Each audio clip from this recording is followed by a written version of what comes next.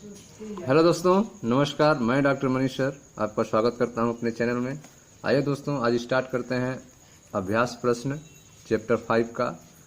Chapter 5 का exercise अभ्यास प्रश्न का पहला क्वेश्चन है 30 डिग्री से तथा 30 डिग्री सेल्सियस तथा 1 बार दाब पर वायु के 500 घन डेसीमीटर आयतन को 200 घन डेसीमीटर तक संपीड़ित करने के लिए कितने न्यूनतम दाब की आवश्यकता होती है।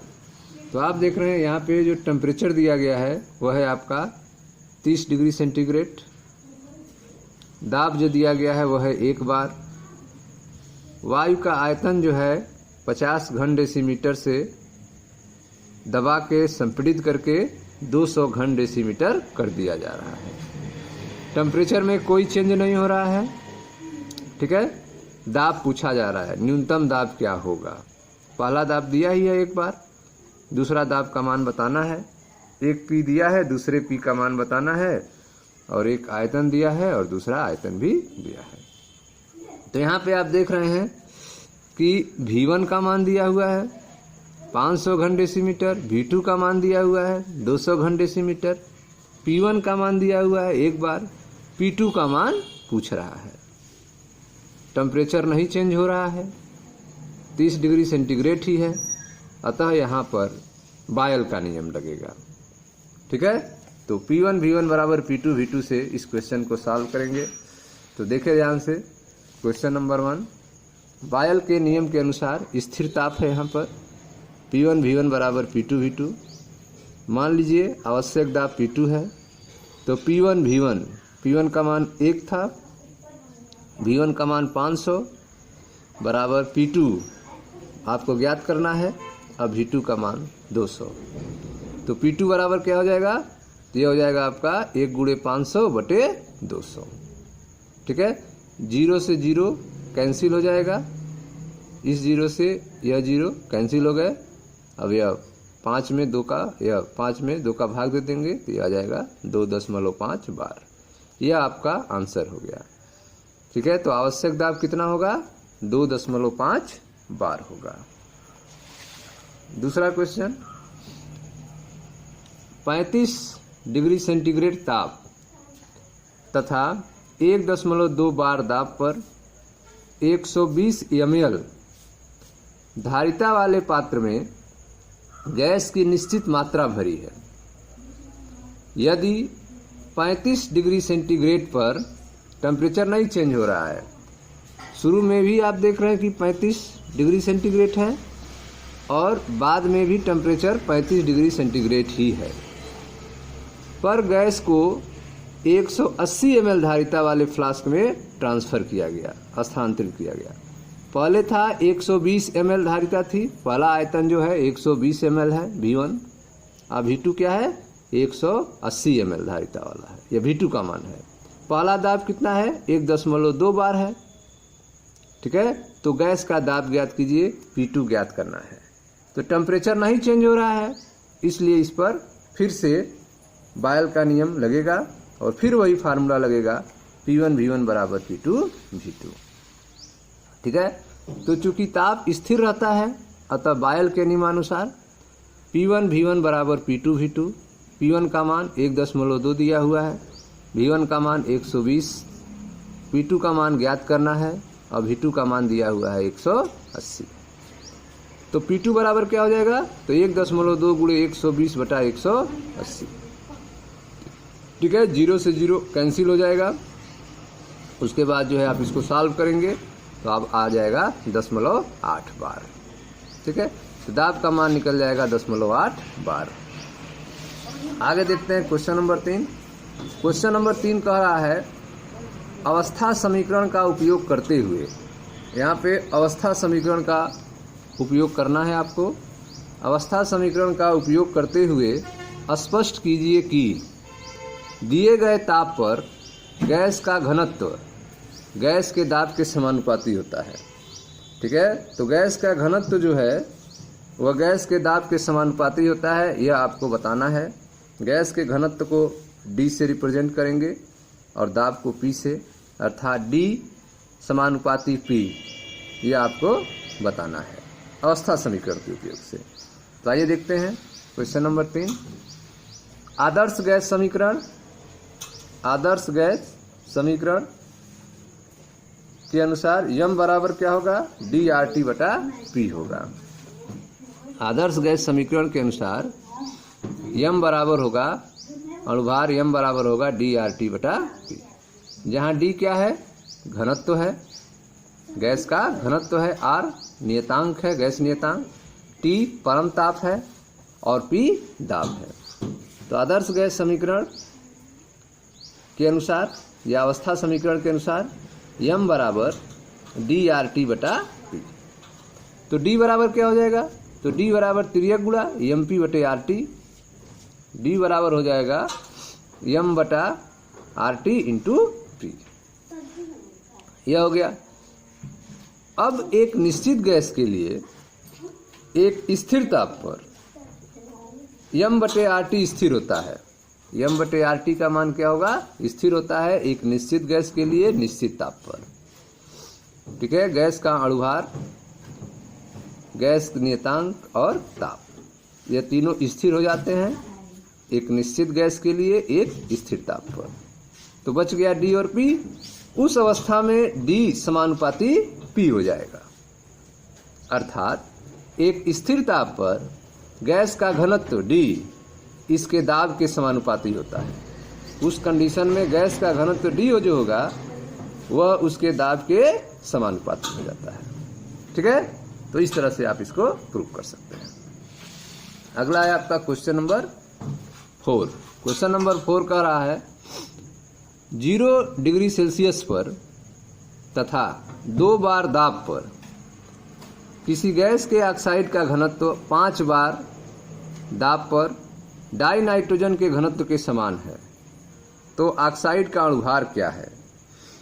ठीक है, तो आप देख रहे हैं यहाँ पे 0 डिग्री सेल्सियस और 2 बार दाब पर किसी गैस के ऑक्साइड का घनत्व दिया है।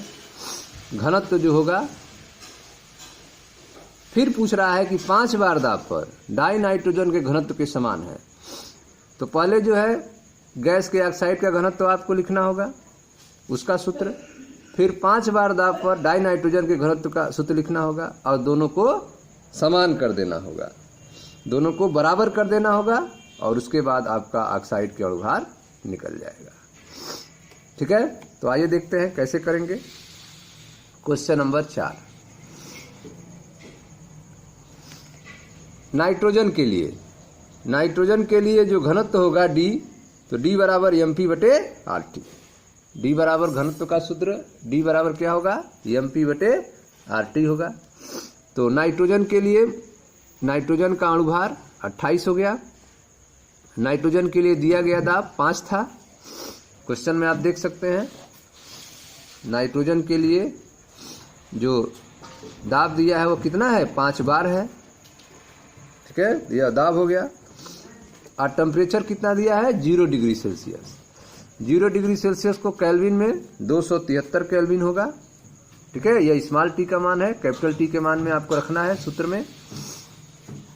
तो आप देख सकते हैं नाइट्रोजन के लिए घनत्व D बराबर mp/RT। नाइट्रोजन का कैपिटल M का मान, अणुभार का मान 28। प्रश्न के अनुसार दिया गया दाब नाइट्रोजन का 5 बार। R गैस नियतांक है और ताप जो दिया था 0 डिग्री सेल्सियस दिया था, उसके अनुसार उसको परम ताप में कन्वर्ट करेंगे कैपिटल T, तो हो जाएगा वह 273 केल्विन। ठीक है, यह हो गया नाइट्रोजन के लिए घनत्व D का मान। अब गैसीय ऑक्साइड के लिए घनत्व, गैसीय ऑक्साइड के लिए घनत्व D बराबर mp/RT। ठीक है, तो गैसीय ऑक्साइड का घनत्व mp/RT हो गया। m अणुभार दिया नहीं है, P दिया हुआ है 2 बार, R और T का मान 0 डिग्री सेल्सियस ही है, अर्थात 273 केल्विन है। अब प्रश्न कह रहा है कि दोनों का घनत्व समान है, तो प्रश्न के अनुसार दोनों का घनत्व समान है तो दोनों का मान समान कर दीजिए। तो यह हो गया आपका 28 × 5/R × 273 बराबर m × 2/R × 273। ठीक है, अब जो कटने वाले हैं काट सकते हैं आप। यहाँ आर से आर कैंसिल हो जाएंगे, आर से आर कट जाएगा।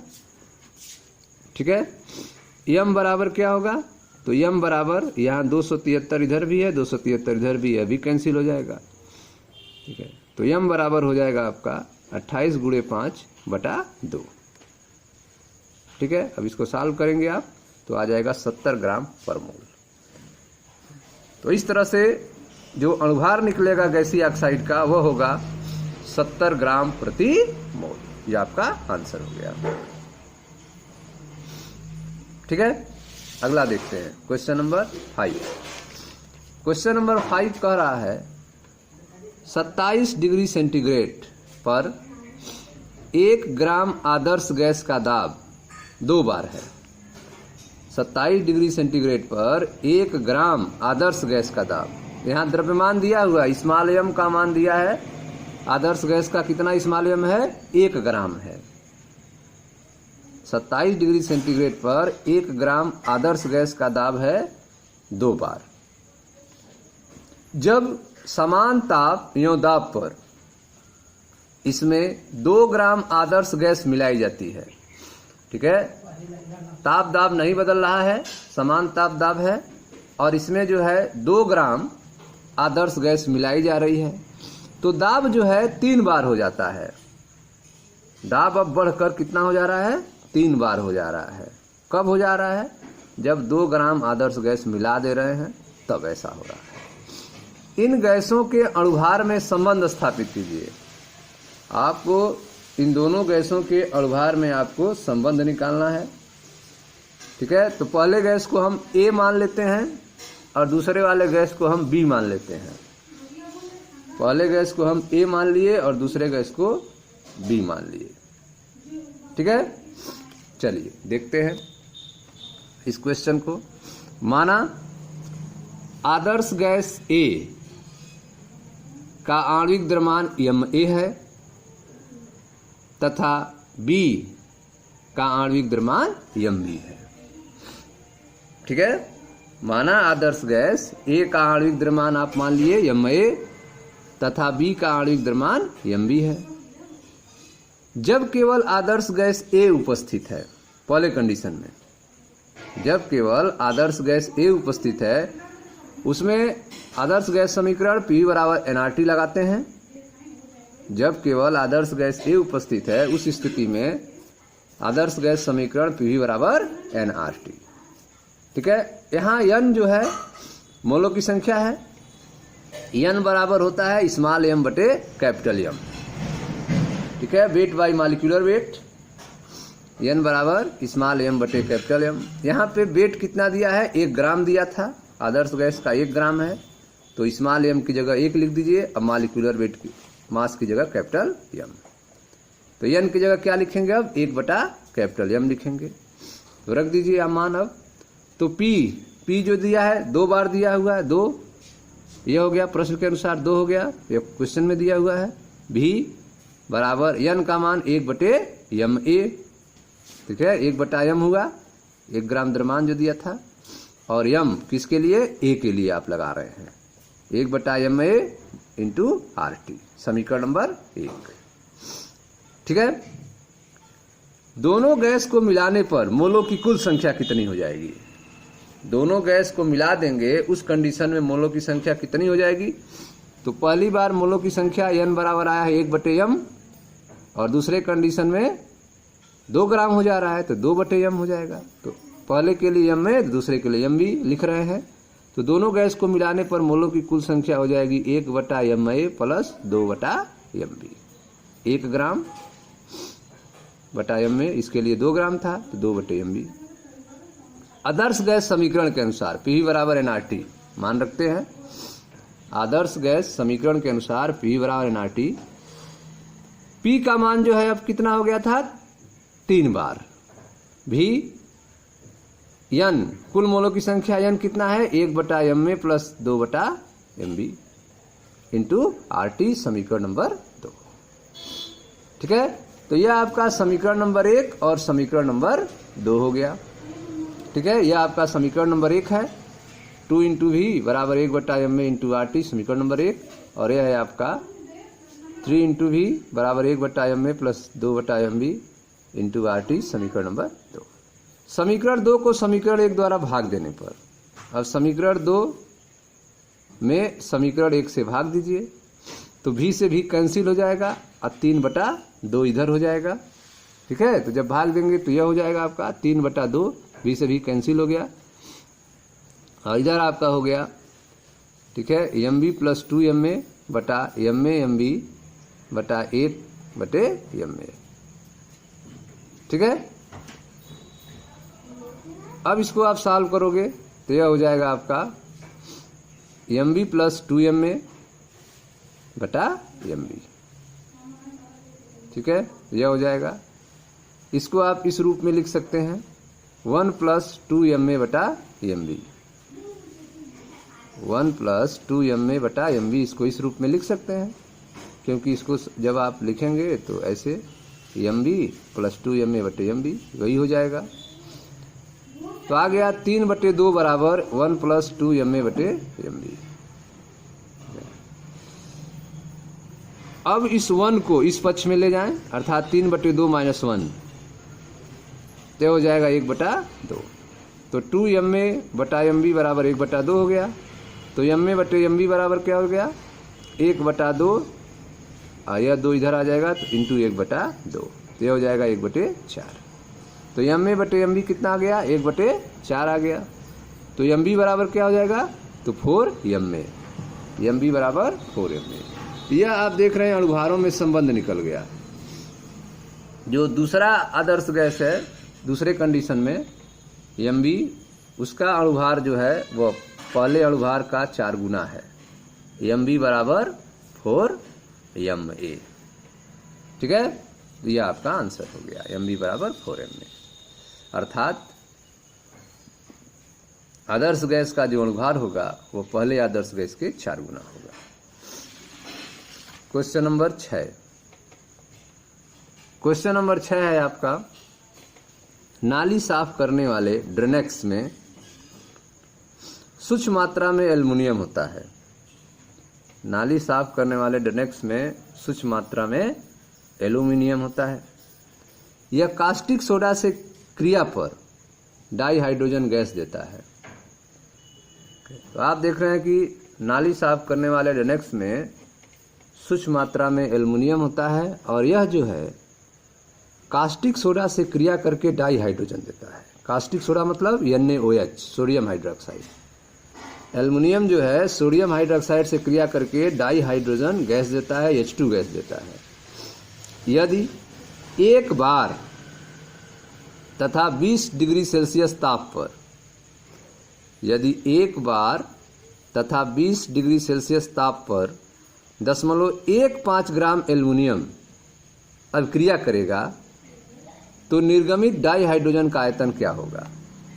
ठीक है, तो यहाँ पे आप देख रहे हैं कि एक बार प्रेशर है, 20 डिग्री सेल्सियस ताप है, इस पर 0.15 ग्राम एल्युमिनियम अभिक्रिया करेगा तो कितना डाई हाइड्रोजन गैस निर्गमित होगा, निकलेगा, उसका आयतन आपको बताना है। ठीक है, तो आइए इसको देखें कैसे सॉल्व करेंगे। तो आप देख रहे हैं एल्युमिनियम किससे अभिक्रिया कर रहा था, सोडियम हाइड्रोक्साइड से कास्टिक सोडा से। देखें aluminium plus NaOH caustic soda plus H2O आपस में इनकी अभिक्रिया होगी जिससे NaAlO2 और हाइड्रोजन बनेगा, डाई हाइड्रोजन गैस बनेगा।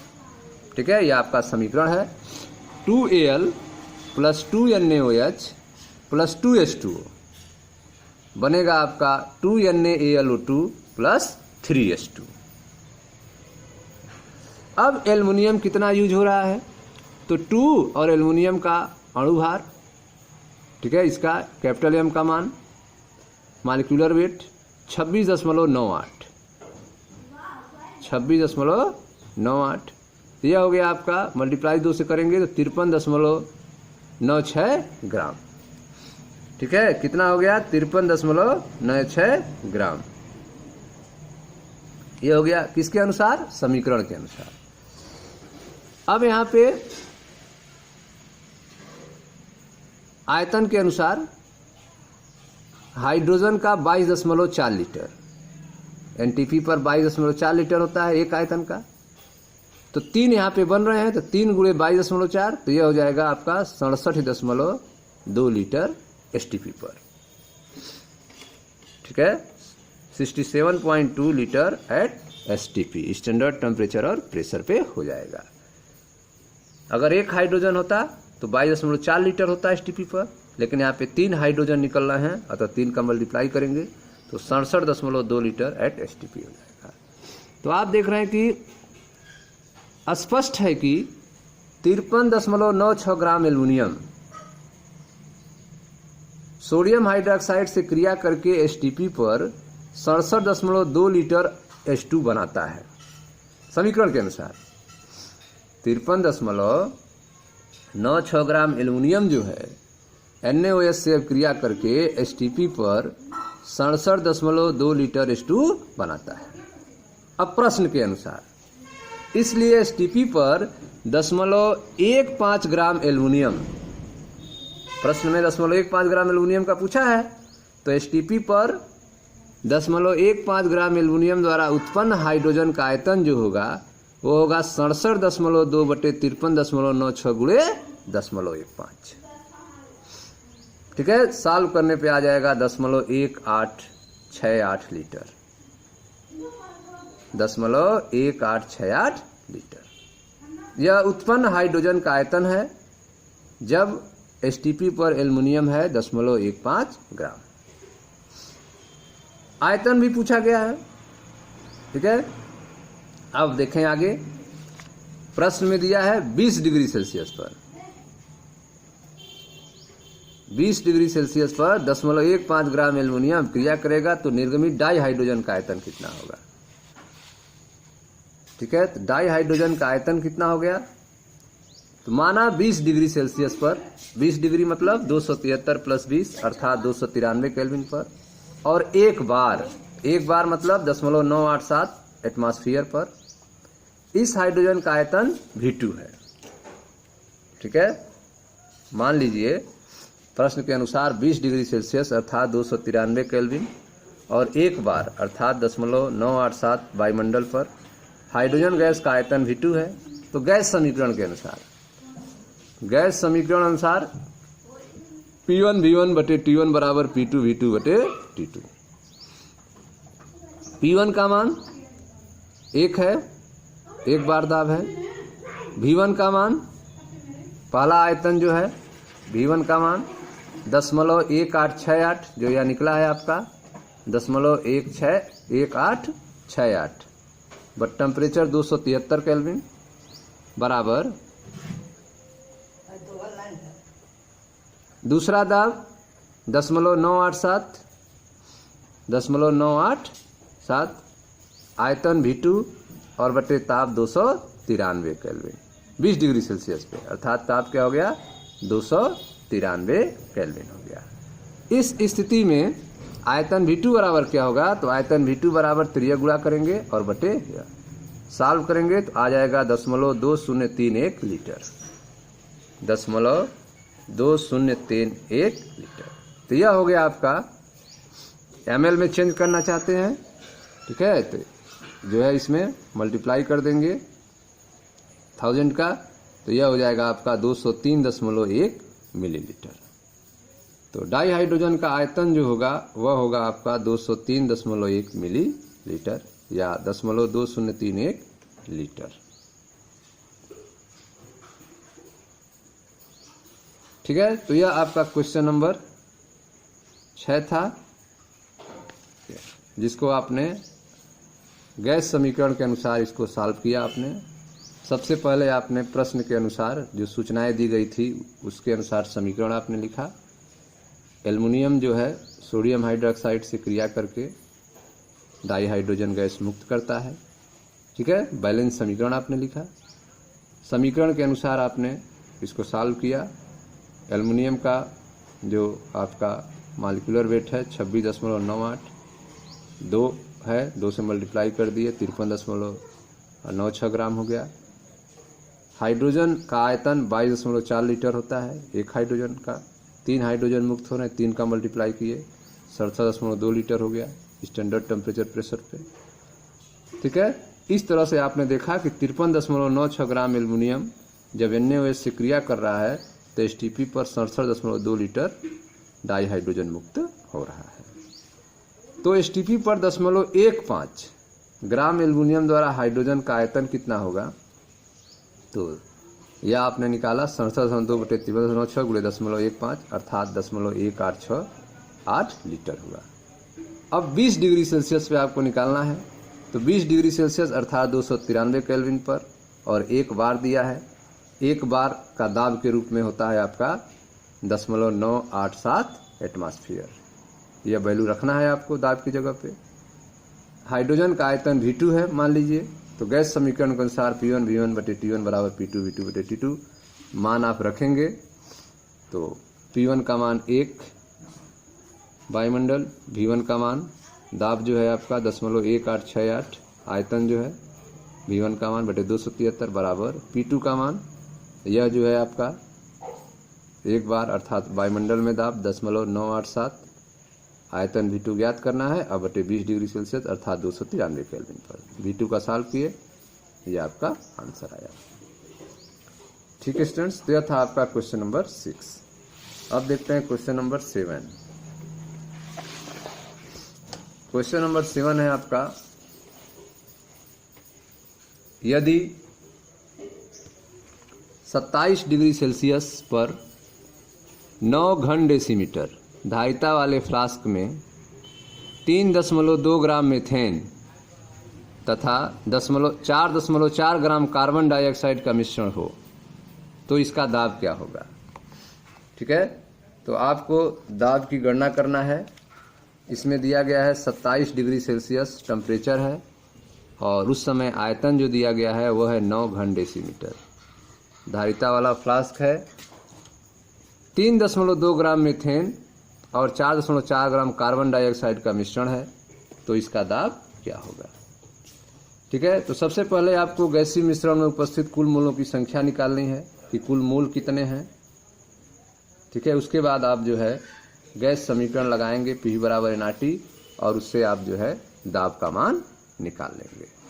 तो यहाँ पे आपको मीथेन का वजन दिया हुआ है स्मॉल m का मान, कार्बन डाइऑक्साइड के स्मॉल m का मान दिया है, कैपिटल M का मीथेन का मान और कैपिटल M कार्बन डाइऑक्साइड का मान के अनुसार जो है हम मोलों की संख्या निकाल पाएंगे।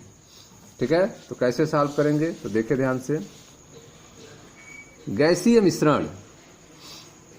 मिश्रण में उपस्थित कुल मोलों की संख्या, तो कुल मोलों की संख्या N बराबर वेट बाई मॉलिक्यूलर वेट। तो पहले मीथेन का दिया है 3.2, मीथेन का आप देखें 3.2 ग्राम दिया हुआ है, तो 3.2 यह वेट हो गया स्मॉल m का मान, और कैपिटल M का मान मीथेन का होता है 16।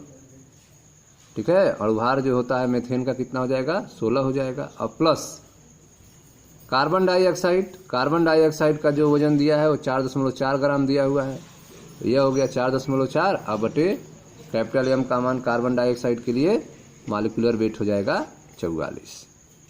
तो यह हो गया आपका मीथेन के मोलों की संख्या और प्लस कार्बन डाइऑक्साइड के मोलों की संख्या। सॉल्व करेंगे तो 10.3 आ जाएगा।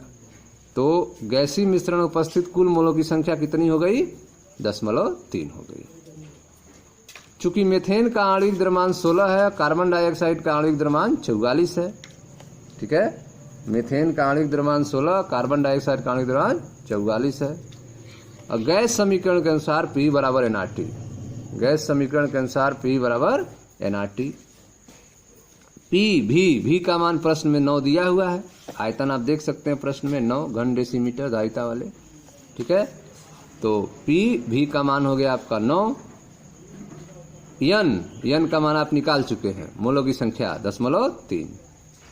r का मान 8.314 होता है गुणे 10⁵।